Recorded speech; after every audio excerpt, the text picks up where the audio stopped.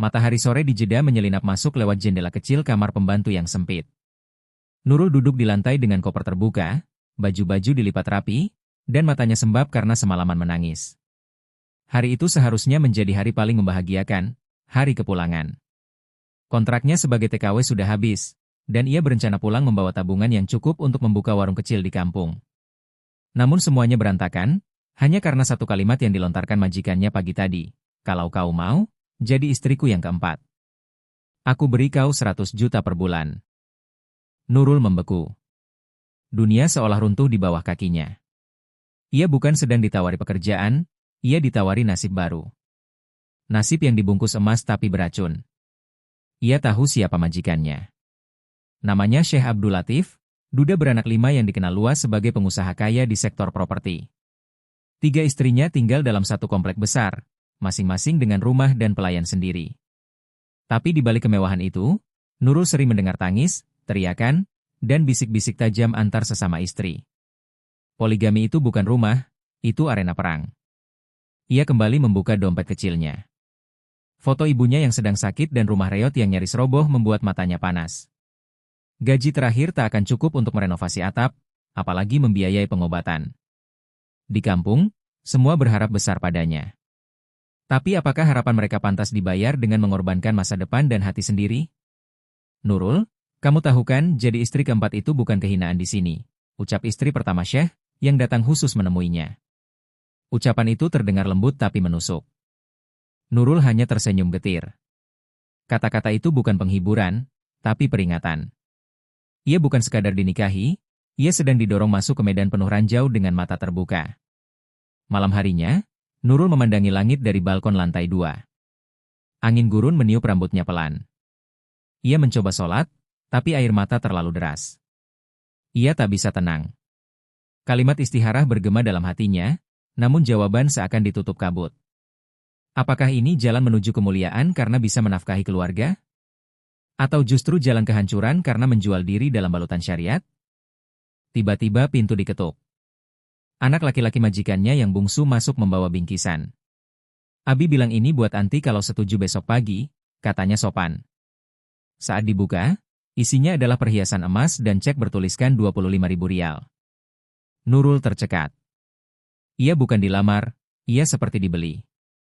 Sesak menghantam dadanya. Napasnya bergetar. Tapi ia tak bisa marah. Dunia seolah menyuruhnya menerima. Ia lalu mengambil kertas dan pena. Ia ingin menulis surat untuk ibunya di Madura. Tapi tangannya berhenti. Apa yang harus ia tulis? Bu, anakmu menikah demi atap rumah? Atau, Bu, maaf, aku menyerah pada kemiskinan? Surat itu hanya berisi titik-titik air mata. Tak sanggup satupun kata dituliskan. Nurul akhirnya duduk memeluk lutut di pojok kamar. Tubuhnya menggigil, bukan karena dingin, tapi karena pilihan hidup yang terlalu kejam. Dalam hati, ia berbisik lirih, "Ya Allah, kalau ini jalan menuju surga MU, kuatkan aku. Tapi jika ini tiket ke neraka, selamatkan aku sebelum semuanya terlambat." Keesokan harinya, dengan mata bengkak dan langkah gontai, Nurul dibawa ke pavilion utama kediaman Syekh Abdul Latif. Ia disuruh duduk di ruang tamu berlapis karpet Persia, ditemani secangkir teh mint yang tak disentuhnya sedikit pun. Tak lama kemudian, 3 wanita masuk satu persatu, bukan dengan senyuman selamat datang, tapi dengan sorot mata yang menelanjangi. Nurul tahu, ini bukan pertemuan kekeluargaan. Ini pengadilan sunyi tanpa hakim, tanpa pembela, dan ia terdakwa utamanya. Istri pertama duduk di tengah. Namanya Hadijah, usianya sudah di atas 40. Wajahnya tenang, tutur katanya lembut, tapi tatapannya menusuk tajam seperti belati Arab. Kami di sini bukan untuk melarang. Kami hanya ingin kau tahu medan perang macam apa yang akan kau masuki, katanya lirih, seolah menyampaikan bela sungkawa sebelum mayat dikafani. Nurul menunduk, merasa dadanya diremukkan oleh ketenangan palsu itu. Tak sempat ia menjawab, istri kedua langsung menyerang. Aku tidak sudi satu piring dengan budak yang dibeli dengan uang, semburnya, bernama Salwa, masih cantik tapi ketus seperti bara api. Ia berdiri dan menunjuk ke arah Nurul dengan suara meninggi. Kau pikir ini sinetron? Hidup bersama satu laki-laki dan saling berbagi kasih? Ini bukan mimpi, ini penyiksaan mental.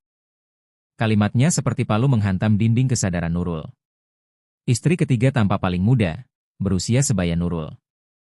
Namun ekspresinya licik, seperti ular berbisa dalam tubuh boneka porselen. Namanya Yasmeen. Ia tidak berkata banyak, hanya melempar senyum sini sambil bermain dengan ponselnya. "Selamat datang di kandang harimau, sayang," katanya pelan, lalu tertawa kecil seolah menikmati penderitaan baru yang akan segera dimulai. Nurul gemetar, bukan karena takut, tapi karena mulai sadar bahwa ia sudah terlalu dalam masuk ke jurang. Saat itu Nurul ingin lari. Tapi pikirannya kembali ke rumah reot di kampung, suara ibu yang batuk tak henti di telepon, dan adiknya yang menunggu masuk kuliah. Ia seperti seekor burung yang tahu sangkar ini beracun, tapi tetap terbang masuk demi sesuap kenyamanan yang menipu. Dan ia tahu, sekalipun berniat mundur, tidak akan semudah membatalkan janji nikah di negeri ini. Tiba-tiba, suasana jadi sunyi. Hadijah berdiri dan berjalan mendekat. Ia menyentuh bahu Nurul pelan. "Dulu, aku juga seperti kamu. Miskin, polos, dan penuh mimpi. Tapi semua berubah setelah malam pertama. Tak ada cinta, yang ada hanya ikatan kaku dan malam-malam penuh dingin tanpa pelukan." Nurul ingin bertanya apa maksudnya, tapi suaranya tertahan. Tenggorokannya kering, seperti gurun pasir yang kehilangan oase. Setelah mereka pergi, Nurul tetap duduk di sana. Gelas teh yang semula panas kini dingin membeku. Udara ruangan begitu wangi tapi sesak. Ia merasa seperti wayang yang digerakkan banyak tangan. Bahkan sebelum ijab kabul terucap, harga dirinya sudah dipreteli, dijatuhkan tanpa ampun. Ia mencoba berdiri, namun lututnya lemas. Di kamar malam itu, ia memandang pantulan wajahnya di cermin. Matanya tidak lagi menunjukkan gadis desa yang lugu. Yang ia lihat hanyalah seorang perempuan yang telah kehilangan sesuatu yang tak bisa dibeli, rasa percaya pada cinta, dan rasa aman terhadap masa depan. Ia pun menyadari, rumah megah ini bukanlah istana, tapi penjara berlatar emas. Matahari siang menggantung tepat di atas kepala ketika Nurul dibawa ke tempat yang tak pernah ia bayangkan akan menjadi saksi pernikahannya. Sebuah tenda besar di tengah gurun tandus, dihias mewah namun sunyi. Tidak ada musik, tidak ada keluarga dari pihak perempuan, bahkan tak ada senyum tulus di wajah siapapun. Semuanya serba formal dan kaku, seolah ini bukan pernikahan, melainkan transaksi legalitas antara dua dunia yang tak pernah seharusnya bertemu. Nurul duduk mengenakan abaya putih, wajahnya ditutupi kerudung renda. Di sampingnya, dua orang saksi dan seorang kadi membaca akad nikah dengan suara lantang. Di hadapannya, Syekh Abdul Latif berdiri mengenakan jubah hitam dengan sorban emas. Saat ijab kabul diucapkan, Nurul hanya mampu mengangguk pelan. Suaranya tercekat, jantungnya berdentam seolah ingin melarikan diri dari dadanya. Ia resmi menjadi istri keempat. Tapi hatinya seperti ditinggalkan di tanah kelahirannya yang jauh. Sesudah akad, perhiasan dan hadiah diberikan dalam nampan emas. Emas seberat hampir 2 kilogram disematkan di tangannya, seolah menjadi borgol yang tak tampak. Para tamu pria berbisik-bisik, sementara para istri lama tak hadir satupun. Tidak ada pelukan ucapan selamat. Hanya pandangan dingin dari pelayan dan angin gurun yang mengadu perasaan di dalam dada. Nurul tidak menangis, ia bahkan tak tahu apakah masih punya air mata tersisa. Di dalam mobil menuju rumah baru yang telah disiapkan untuknya, Nurul menatap keluar jendela. Padang pasir terbentang luas, tak berujung. Ia merasa seperti manusia kecil yang ditelan oleh dunia asing. Tangannya menggenggam erat surah Yasin yang selalu ia bawa, namun jiwanya jauh dari tenang. Ayat-ayat yang biasa menguatkannya kini hanya bergema tanpa makna. Ia tidak sedang bahagia, ia sedang berpura-pura kuat di hadapan takdir yang menertawakannya. Sesampainya di rumah, ia dituntun menuju kamar yang disebut sebagai ruang bulan madu. Tapi ruangan itu terlalu besar, terlalu dingin, dan terlalu sunyi. Tidak ada bunga, tidak ada sentuhan kelembutan. Hanya ranjang besar di tengah ruangan dan lilin-lilin mahal yang menyala muram. Nurul memeluk dirinya sendiri di atas kasur, mendengar suara pintu ditutup dari luar. Ia sendirian, seperti benda baru yang belum ingin disentuh. Tengah malam, Syekh Abdul Latif masuk tanpa bicara banyak. Ia hanya duduk di tepi ranjang dan menatap Nurul dalam diam.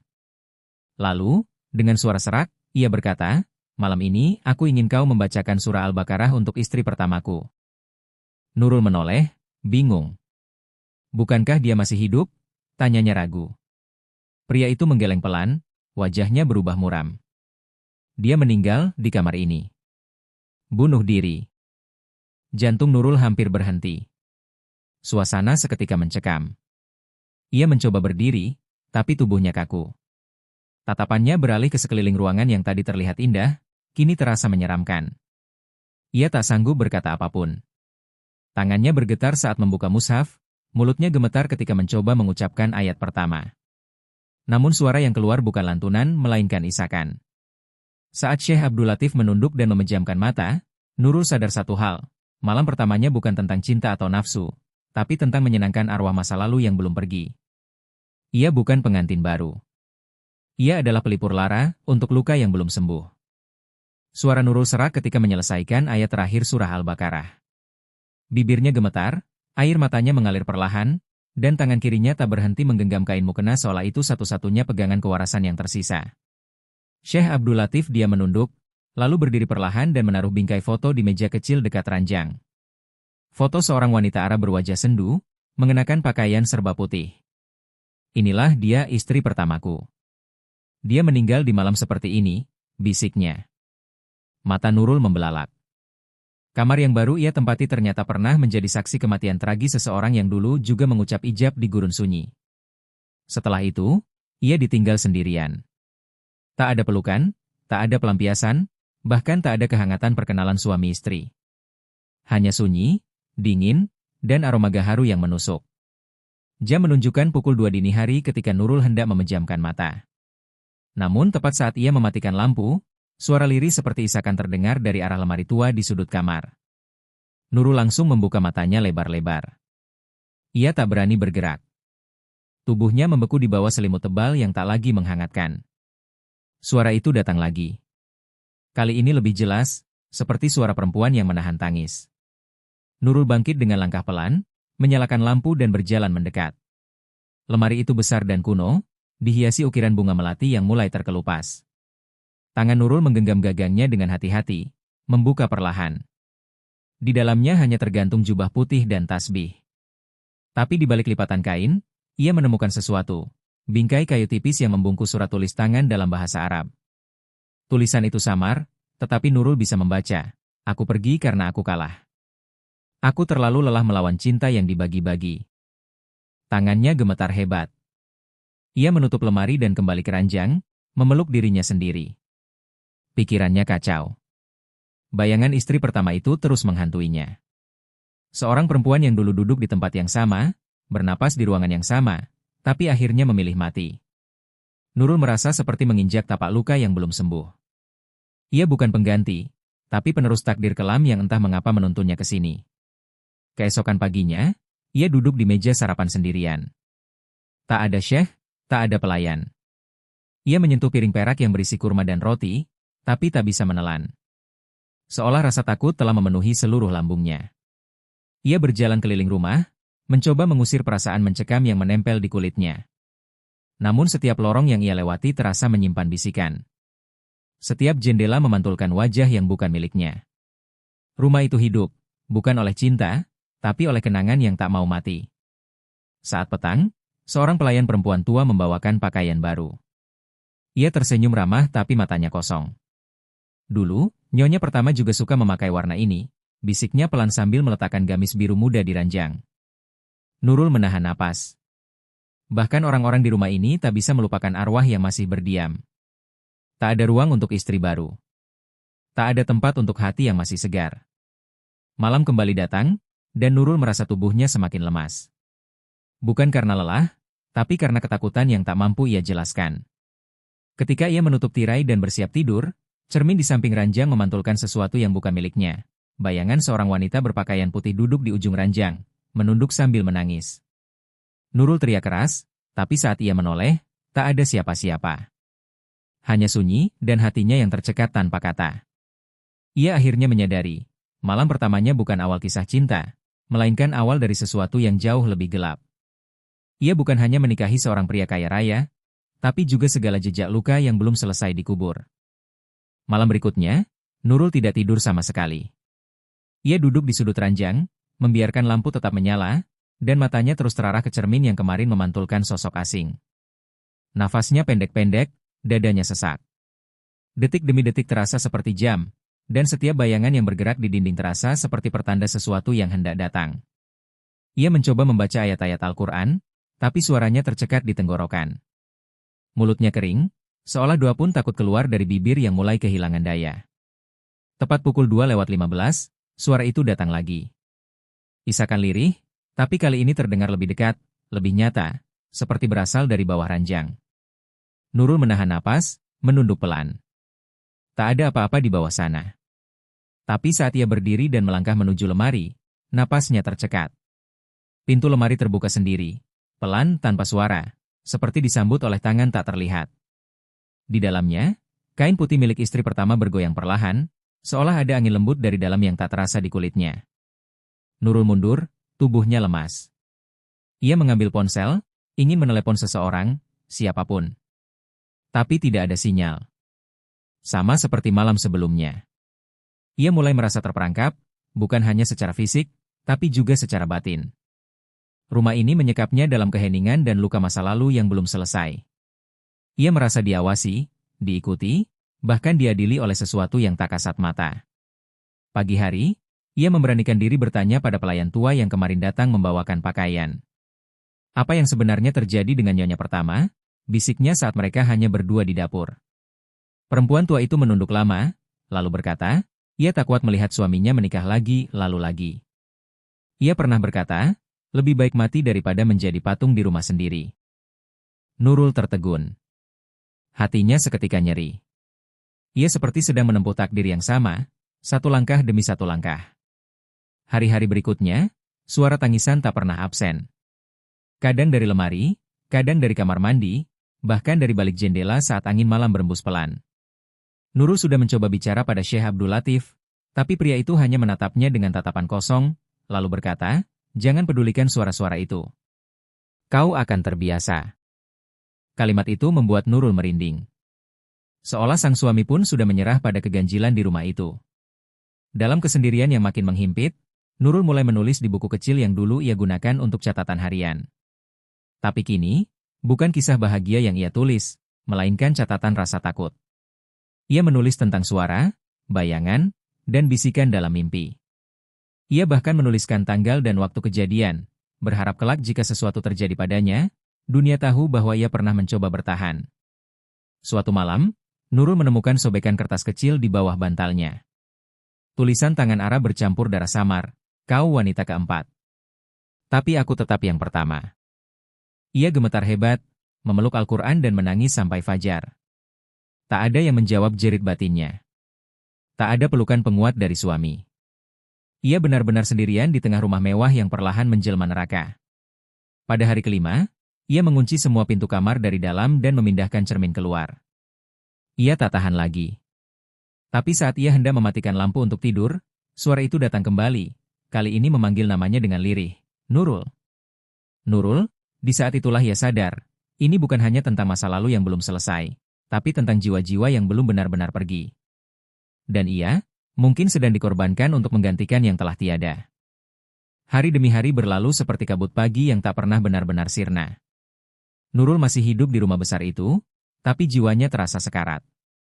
Nafkah lahir memang mengalir, rekeningnya selalu penuh, emas bertambah, pakaian mewah terus dikirimkan. Namun setiap benda berkilau itu justru terasa seperti pemberat di lehernya. Ia mulai muak melihat tumpukan dirham yang tak bisa membeli satu hal paling sederhana, ketenangan. Makanan dihidangkan setiap waktu oleh para pelayan, tapi setiap kali sendok menyentuh bibirnya, perutnya terasa mual. Ia mulai kurus, pucat, dan sering muntah tanpa sebab. Saat ke dokter keluarga Syekh, ia hanya diberi vitamin dan saran untuk lebih banyak berdoa. Tak ada yang percaya pada ceritanya tentang suara-suara, mimpi buruk, dan lemari yang membuka sendiri. Bahkan Syekh Abdul Latif pun makin jarang bicara. Suaminya itu sibuk dengan urusan bisnis, kadang tak pulang berhari-hari, seolah lupa bahwa ia punya istri baru. Yang lebih menyakitkan, Nurul tak bisa lagi mengirim uang ke kampung. Setiap transaksi yang ia coba lakukan, selalu tertolak. Ketika ia protes pada manajer rumah tangga, dijawab enteng bahwa semua keuangan istri keempat dikelola langsung oleh istri ketiga, Yasmeen. Nurul syok. Ia merasa dikhianati, seperti anak kecil yang diberi mainan tapi tak boleh memainkannya. Ia ditahan bukan oleh rantai, tapi oleh aturan yang tak tertulis. Suatu malam, ia memberanikan diri menemui Yasmeen di pavilionnya. Ia mengetuk pintu dengan gemetar, namun disambut dengan tawa sinis. Kau pikir 100 juta itu benar-benar milikmu? Itu hanya harga diam, agar kau tidak ribut. Kau sudah dijual, Nurul. Dan barang tidak boleh banyak bicara, ujar Yasmeen dengan tatapan licik. Nurul hanya bisa menahan napas, berdiri kaku seperti boneka porselen yang siap dijatuhkan. Malamnya, ia menangis di kamar mandi hingga lututnya lemas. Air keran terus mengalir, seakan ingin membasuh rasa malu dan kecewa yang menumpuk. Di depan cermin, ia tak mengenali wajahnya sendiri.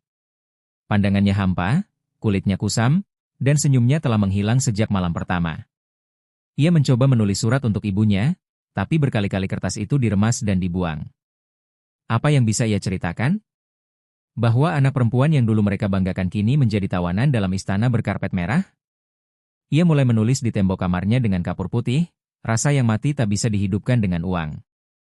Setiap huruf seperti pelampiasan amarah yang tak bisa diteriakan. Ia sadar, bahkan suara tangisnya pun hanya bergaung di dinding batu, bukan di hati siapapun di rumah itu. Ia sudah kehilangan suara.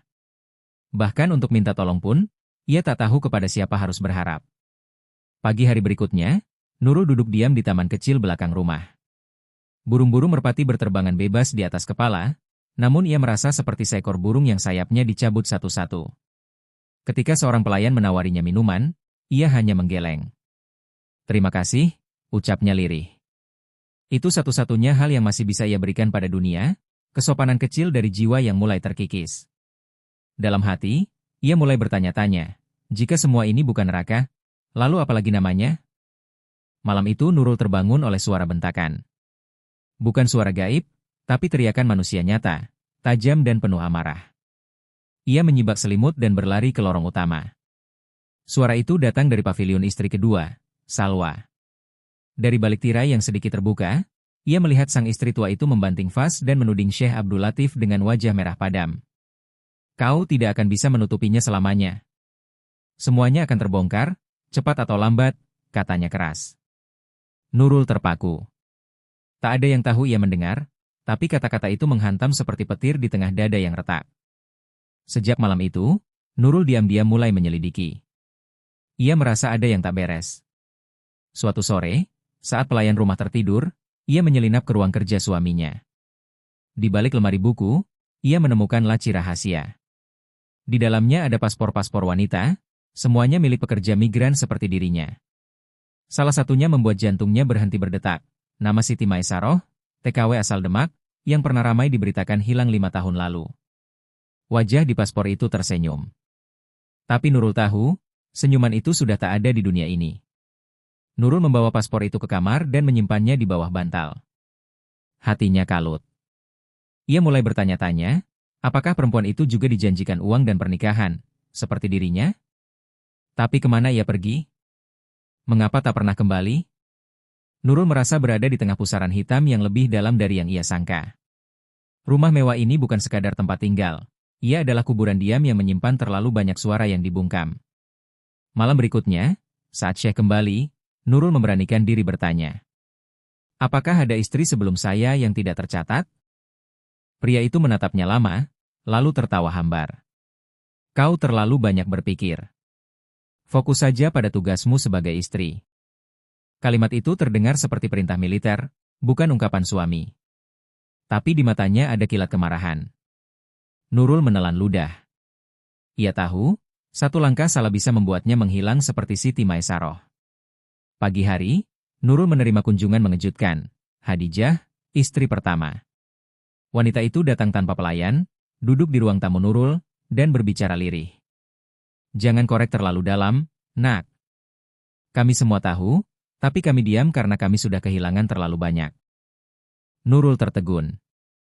Apa maksud UMM? Hadijah menghela napas panjang. Satu istri sebelummu, tak pernah resmi dinikahi. Dia melawan. Dan sejak itu, tak ada yang melihatnya lagi. Kami diberi perhiasan untuk diam. Uang, untuk melupakan. Tapi mimpi buruk tetap datang. Tubuh Nurul lemas seperti tanpa tulang. Ia berjalan pulang ke kamarnya sambil menahan air mata. Semua yang ia kira sudah buruk, ternyata jauh lebih busuk di bawah permukaan. Ia merasa seperti sedang hidup bersama monster yang berkedok suami. Dan yang lebih menyakitkan, semua perempuan di rumah itu tahu tapi memilih bertahan demi sisa-sisa kekuasaan yang mereka genggam. Nurul berbeda. Ia tak bisa menelan pahit ini tanpa perlawanan. Malam itu, Nurul menulis semua yang ia ketahui di selembar kertas dan menyelipkannya di balik bingkai foto ibunya.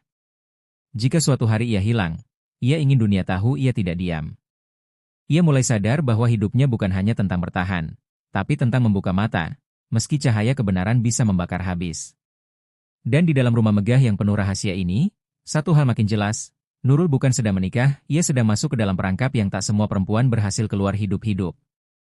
Langit sore itu mendung, dan perasaan Nurul pun tak kalah kelam. Ia tahu waktunya tak lama lagi. Sejak kejadian paspor Siti Maisaroh dan percakapan singkat dengan Hadijah, tatapan orang-orang rumah berubah. Pelayan tak lagi ramah, Yasmin lebih sering mengawasinya dari jauh, dan Salwa seperti menyiapkan sesuatu yang tak terucap. Nurul tak hanya merasa sendirian, ia merasa dikelilingi oleh 3 singa betina yang siap menerkam dalam satu komando. Puncaknya terjadi pada malam Jumat, saat Nurul hendak makan malam di ruang tengah. Tiba-tiba ia dipanggil oleh Yasmin ke ruang duduk bersama. Ketiga istri telah berkumpul, duduk berjajar seperti hakim di depan terdakwa. Yasmin menyodorkan ponsel ke wajah Nurul. "Apa ini kau?"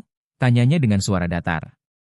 Di layar, muncul video samar seorang perempuan berjubah putih duduk di pangkuan seorang pria. Wajahnya buram, tapi terlihat seperti Nurul. "Itu bukan aku," seru Nurul terguncang. Tapi tawa Salwa menyela dengan dingin. Orang yang tak bersalah, tak akan membela diri secepat itu.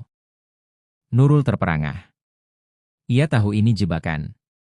Entah siapa yang merekam atau mengedit video itu, tapi jelas mereka bertiga sedang memainkan peran yang sudah disusun lama. Yasmin berdiri, menghampiri Nurul, lalu berbisik tepat di telinganya. "Kau terlalu pintar, sayang. Tapi kami lebih dulu hidup di sini." Kalimat itu menghujam seperti pisau dingin. Nurul terpaku. Tubuhnya menggigil, bukan karena takut, tapi karena sadar bahwa kejujuran tak ada nilainya di rumah yang dibangun dari kebohongan. Keesokan harinya, kamar Nurul diobrak-abrik. Barang-barangnya diacak, dan paspor miliknya hilang. Saat ia menanyakan ke pelayan, jawabannya datar, Ibu Yasmin menyimpannya. Demi keamanan. Nurul ingin berteriak, tapi suaranya tenggelam dalam atmosfer yang tak memberinya ruang bernapas. Ia bahkan dilarang keluar rumah tanpa izin tertulis. Teleponnya dibatasi, akses internet diblokir. Ia tak hanya jadi istri keempat, tapi juga tahanan rumah dalam balutan sutra. Ketika mencoba berbicara langsung pada Syekh Abdul Latif, pria itu hanya menatapnya kosong. "Aku tak mau urusan dalam rumah tangga diatur seperti pasar. Kalau kau tidak betah, kau bisa kembali ke kampung." Kalimat itu menampar keras.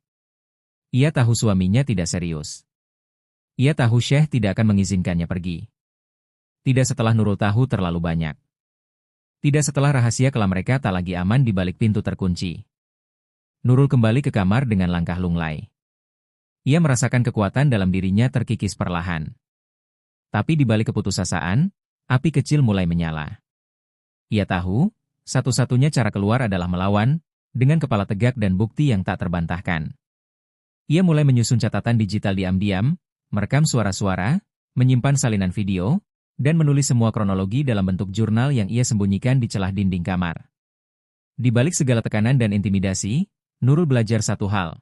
Kadang, musuh sejati bukan terletak pada pria yang mengatur segalanya, melainkan perempuan-perempuan yang lebih memilih jadi pengawal kekuasaan daripada penyembuh luka sesama. Ia tidak bisa berharap pada keadilan dari mereka. Ia hanya bisa bertahan, mengumpulkan keping-keping bukti, dan menunggu waktu yang tepat untuk membalikan semuanya. Dan malam itu, saat suara tangisan dari lemari kembali terdengar, Nurul menatapnya dengan mata yang tak lagi gentar. "Aku tahu sekarang bukan hanya aku yang terjebak di sini. Tapi kali ini, aku tidak akan diam seperti mereka." Pukul 2 dini hari, rumah besar itu tenggelam dalam sunyi. Semua pintu terkunci, kamera tersembunyi menyala di tiap sudut, dan penjaga berjaga di gerbang depan. Tapi malam itu, Nurul tak peduli. Ia berdiri di depan kaca jendela kamarnya, tas kecil di punggung, dan sebuah flash disk tergantung di leher, berisi video, catatan suara, serta bukti kejahatan yang bisa menghancurkan nama besar Syekh Abdul Latif. Ia tahu, sekali keluar malam ini, tak ada jalan kembali. Tapi ia juga tahu, bertahan berarti perlahan dikubur hidup-hidup dalam kepalsuan. Ia telah menyuap pelayan muda dengan perhiasan emas kecil, satu-satunya yang tersisa padanya. Dalam diam, pelayan itu menunjukkan lorong servis sempit yang tak banyak diketahui. Nurul melangkah menyusuri lorong itu dengan jantung berdetak seperti genderang perang. Setiap langkahnya adalah doa. Setiap detiknya adalah taruhan antara selamat atau lenyap. Suara bisikan dari lorong seakan mengiringi, entah dari dinding atau dari kenangan arwah perempuan yang dahulu juga mencoba melarikan diri. Begitu tiba di halaman belakang, Nurul memanjat tembok setinggi 2 meter yang dilapisi pecahan kaca di puncaknya. Tangannya berdarah, lututnya terluka, tapi ia tidak berhenti. Di luar sana, seorang supir taksi yang disewa diam-diam lewat aplikasi menyambutnya dengan panik. "Ayo cepat," katanya dalam bahasa Inggris terbata. Mobil melaju kencang menembus jalanan sepi jeda, menuju arah konsulat Indonesia, satu-satunya tempat yang mungkin bisa menjadi penyelamat. Di dalam mobil, Nurul tak bisa berhenti gemetar. Ia merogoh saku dan menggenggam erat foto ibunya. Air matanya tumpah. Semua ini bukan demi dirinya sendiri, tapi demi mereka yang mempercayakan hidup padanya. Demi setiap TKW yang datang dengan harapan dan pulang dengan luka. "Ya Allah, jangan biarkan aku gagal," bisiknya berulang-ulang. Ia tahu, andai tertangkap, tak akan ada pengadilan untuknya. Hanya sunyi dan lenyap. Mobil berhenti mendadak di perempatan. 2 mobil hitam tampak melintas dari arah berlawanan. Nurul menyembunyikan wajahnya, rasa takut mencengkeram seperti cakar binatang. Tapi mobil itu melaju tanpa curiga. Supir taksi kembali memacu kendaraan. Hanya 1 kilometer lagi. Nurul menggigit bibirnya, menahan teriakan batin yang ingin meledak. Ia begitu dekat, tapi jarak itu terasa seperti ribuan mil. Begitu sampai di gerbang konsulat, Nurul turun dan hampir terjatuh. Ia berlari ke pos penjagaan sambil mengangkat tangan tinggi-tinggi, menangis sekeras-kerasnya. Petugas keamanan keluar tergopoh-gopoh. "Tolong saya dari Madura, saya istri keempat saya disekap," katanya terputus-putus. Mereka segera menariknya masuk, menguncinya di ruang aman, dan memanggil staf perlindungan warga. Di dalam ruang itu, Nurul membuka flash disk dan menyerahkannya pada petugas. "Semua ada di sini, tolong jangan biarkan saya dikembalikan ke sana," ujarnya sambil terseduh. Petugas mengangguk, menyentuh bahunya pelan. "Kamu aman sekarang. Kami akan urus ini." Tapi di dalam hatinya, Nurul tahu, aman bukan berarti selesai. Ia baru saja membuka perang yang lebih besar dari yang bisa ia bayangkan. Dan di kejauhan, dalam rumah yang masih tertidur, entah siapa yang sudah menyadari bahwa sang istri keempat telah memilih melawan. Berita itu meledak seperti petir di tengah siang bolong. Seorang TKW Indonesia melarikan diri dari rumah pengusaha ternama Arab, bongkar skandal poligami dan kekerasan psikis. Foto Nurul terpampang di layar televisi, wajahnya terlihat pucat tapi tegas saat keluar dari gerbang konsulat Indonesia. Dunia maya pun bergemuruh, ada yang menyebutnya berani, ada yang menyebutnya gila, tapi Nurul tak peduli. Untuk pertama kalinya dalam hidup, ia bicara tanpa takut. Dan dunia akhirnya mendengar. Di dalam ruang perlindungan, Nurul duduk memandangi layar laptop petugas yang tengah mengunggah isi flash diska sebagai bukti hukum. Video tangis arwah malam, rekaman suara ancaman Yasmeen, dokumen paspor yang hilang, semua satu persatu dibuka. Beberapa staf wanita meneteskan air mata, tak percaya bahwa semua itu dialami oleh seorang perempuan muda demi iming-iming 100 juta per bulan. Uang bisa ditawar. Tapi harga diri perempuan tak pernah punya diskon, ucap seorang petugas senior dengan suara gemetar. Kemarahan mulai membuncah, tak hanya di tanah air, tapi juga di antara komunitas internasional. Media dari Malaysia, Filipina, hingga Eropa meliput kisah Nurul. Lembaga HAM turun tangan. Kedutaan Besar Saudi di Jakarta diminta klarifikasi. Syekh Abdul Latif, yang selama ini diselimuti citra kedermawanan dan kehormatan, kini jadi sorotan tajam. Istri-istrinya mendadak hilang dari publik. Bisnis properti miliknya mulai ditinggalkan investor. Dunia menuntut jawaban. Di satu sisi, Nurul dilindungi. Tapi di sisi lain, ia diinterogasi, diuji, dan dipaksa mengulang kisah traumatis yang sama berulang-ulang. Hatinya lelah. Tubuhnya ringkih. Tapi ia tetap bertahan. Ia tidak ingin kisah ini berhenti di dirinya. Ia ingin setiap TKW yang tersiksa tahu, diam bukan satu-satunya pilihan. Ada kekuatan dalam luka, ada suara dalam tangis, dan ada harga diri yang tak bisa dibeli, meski dengan 100 miliar sekalipun. Sementara itu, keluarganya di Madura diungsikan ke tempat aman. Beberapa orang tak dikenal sempat menyatroni rumah mereka, membuat adiknya ketakutan. Tapi ibunya berkata dengan mata berkaca-kaca kepada wartawan, biarlah anak saya hidup menderita, asal bukan dalam kebohongan. Kami miskin, tapi kami tidak murahan. Kalimat itu viral, menjadi kutipan yang menggetarkan hati netizen dan aktivis perempuan di berbagai negara. Proses hukum di Arab Saudi pun akhirnya dimulai. Meski berat dan penuh tantangan, bukti-bukti Nurul tak bisa diabaikan. Ia dipanggil ke pengadilan, didampingi tim hukum dari KBRI. Ia berdiri di ruang sidang mengenakan abaya hitam dan jilbab sederhana, namun wajahnya bersinar dengan keberanian. Saya tidak menyesal menolak uang itu. Saya hanya menyesal pernah ragu mempertahankan harga diri saya, katanya dalam sidang. Seisi ruang sidang terdiam. Tak ada yang bisa membantah, tak ada yang bisa menyangkal. Beberapa bulan kemudian, saat kasusnya mulai mendekati putusan akhir, Nurul mendapat tawaran dari berbagai lembaga internasional, menjadi duta perlindungan pekerja migran, menjadi pembicara di forum-forum HAM, bahkan ditawari beasiswa untuk belajar hukum. Tapi ia hanya menunduk dan menjawab lirih, saya ingin pulang. Memeluk ibu saya. Menyentuh tanah sawah. Dan membangun dari awal dengan tangan saya sendiri. Uang 100 juta per bulan memang memikat, tapi tak sebanding dengan air mata, luka batin, dan rasa kehilangan jati diri. Nurul telah membuktikan satu hal yang tak bisa dihitung dalam angka, bahwa harga diri perempuan, sekali diinjak, akan bangkit menjadi gelombang yang menggulung segala kemunafikan. Dan dari reruntuhan Istana Emas itu, tumbuh satu suara kecil yang kini bergema ke seluruh dunia. Aku tak dijual. Aku manusia. Dan aku bebas. Beberapa bulan setelah badai mereda, Nurul akhirnya kembali ke Indonesia.